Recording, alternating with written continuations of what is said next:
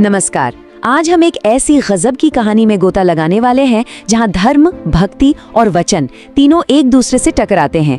देखिए, लंका पर जीत के बाद श्री राम ने अपने प्रभुत्व को स्थापित करने के लिए अश्वमेध यज्ञ का आयोजन किया और बस यहीं से शुरू होती है हमारी ये अद्भुत कथा।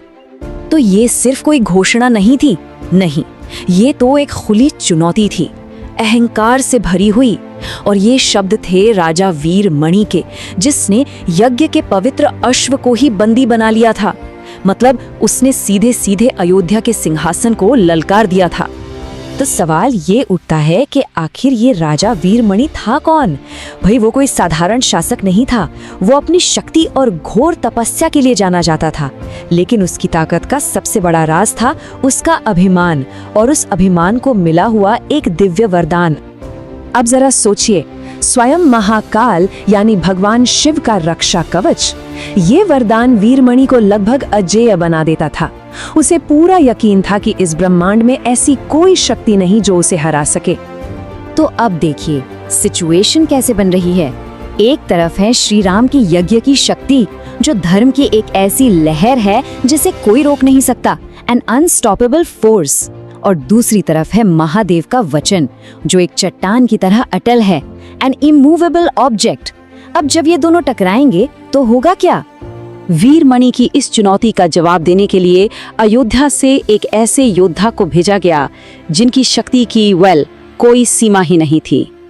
और जैसे ही हनुमान जी रणभूमि में पहुंचे, कहते हैं कि धरती कांप उठी। उनका आना सिर्फ एक सैनिक का आना नहीं था, नहीं, वो तो जैसे श्री राम की सेवा और धर्म की स्थापना का चलता फिरता प्रतीक थे। उनका लक्ष्य बस एक था, अपने प्रभु का काम पूरा करना। ये जो शून्य आप देख रहे हैं, ये नतीजा था वीरमणि के हर एक प्रयास का। उसने अपने सबसे शक्तिशाली दिव्य अस्त्रों का इस्तेमाल किया, लेकिन हनुमान जी के सामने वो सब मानो तिनके बन गए। उसकी सारी की सारी शक्ति, उसका हर बाण, सब जीरो हो गया। जब वीरमणि ने देखा कि उसकी पूरी सेना हार चुकी है और अब उसकी खुद की हार निश्चित है, तब उसने अपनी आखिरी उम्मीद को पुकारा। आंखें बंद करके पूरे दिल से उसने अपने आराध्य महाकाल का आवाहन किया। और बस इसी एक पुकार के साथ युद्ध का पूरा मैदान ही बदल गया। वो अब एक बैटलफील्ड नहीं रहा, बल्कि एक दिव्य मंच बन गया। अब ये लड़ाई दो सेनाओं की नहीं थी, ये तो भक्ति और कर्तव्य के बीच एक संवाद होने वाला था।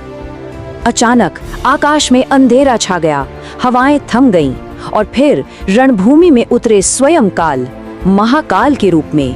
3 नेत्र, शरीर पर भस्म, हाथ में त्रिशूल। उनके आने भर से ऐसा लगा जैसे खुद समय ने अपनी सांस रोक ली हो। इस एक पल में हनुमान जी के दिल की पीड़ा को महसूस करने की कोशिश कीजिए। एक तरफ उनके आराध्य देव खड़े हैं जिनकी वो पूजा करते हैं, और दूसरी तरफ उनका धर्म, अपने स्वामी श्री राम की सेवा। आंखों में आंसू लिए उन्होंने युद्ध करने का फैसला किया। शायद भक्ति की इससे कठिन परीक्षा और कोई नहीं हो सकती।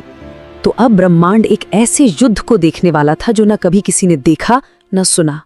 एक तरफ देवों के देव महादेव, और दूसरी तरफ उनके सबसे बड़े भक्त हनुमान। महादेव अपने वचन में बंधे हुए अपना दिव्य त्रिशूल उठाते हैं।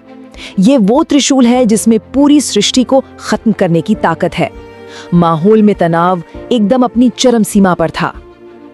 लेकिन हनुमान जी ने क्या किया? उन्होंने कोई हथियार नहीं उठाया, नहीं, इसके बजाय उन्होंने अपनी आंखें बंद की, अपना सीना चौड़ा किया और एक आध्यात्मिक कवच की तैयारी शुरू कर दी। और फिर गूंजा वो एक शब्द, राम। ये सिर्फ एक नाम का जाप नहीं था, ये तो स्वयं नारायण की शक्ति को बुलाना था। कहते हैं इस नाम की गूंज ने महादेव के त्रिशूल को हवा में ही जमा दिया। समय भी इस नाम के आगे झुक गया। टकराव अपने चरम पर था, और अब वक्त आ गया था कि इस पूरी दिव्य लीला के पीछे का जो असली सच है वो सबके सामने आए। और ठीक उसी पल पूरे युद्ध के मैदान को शांत करती हुई एक दिव्य रोशनी फैली, और स्वयं श्री राम वहां प्रकट हुए। उनके आते ही सारा तनाव, सारा टकराव खत्म हो गया। हर तरफ बस एक अद्भुत शांति छा गई। ये शब्द थे महादेव के। उन्होंने मुस्कुराते हुए श्री राम से कहा, और इस एक लाइन से सब साफ हो गया। ये युद्ध कभी हार जीत के लिए था ही नहीं, ये तो रचा ही गया था भक्ति और राम नाम की महिमा को स्थापित करने के लिए। तो इस दिव्य नाटक का अंत किसी की हार या जीत से नहीं होता, बल्कि ज्ञान और समझ के साथ होता है।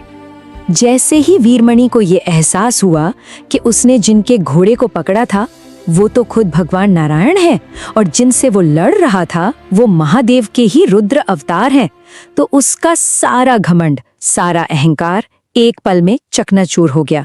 वो सीधा श्री राम के चरणों में गिर पड़ा। तो आखिर इस पूरी कहानी का सार क्या है? ये कहानी है हनुमान जी के भक्त धर्म की, जो कभी नहीं डिगा। ये कहानी है श्री राम के प्रति उनकी स्वामी सेवा की, और ये कहानी है महादेव के अपने वचन के प्रति कर्तव्य की। तीनों ने अपनी अपनी जगह पर धर्म का सर्वोच्च पालन किया। तो चलिए अब इस पूरी कथा का जो सबसे गहरा संदेश है उसे समझते हैं। ये पूरी लीला हमें यही सिखाती है कि जब धर्म और भक्ति कभी कभी आमने सामने खड़े दिखें भी, तो असल मकसद किसी की हार जीत नहीं होती। असली मकसद तो मर्यादा और राइचसनेस को बनाए रखना होता है। तो हम आपको इसी गहरे सवाल के साथ छोड़े जा रहे हैं कि जब कर्तव्य और भक्ति का टकराव होता है तो असल में जीतता कौन है? शायद जीत किसी एक की नहीं होती, बल्कि स्वयं धर्म की होती है। इस पर सोचिएगा जरूर।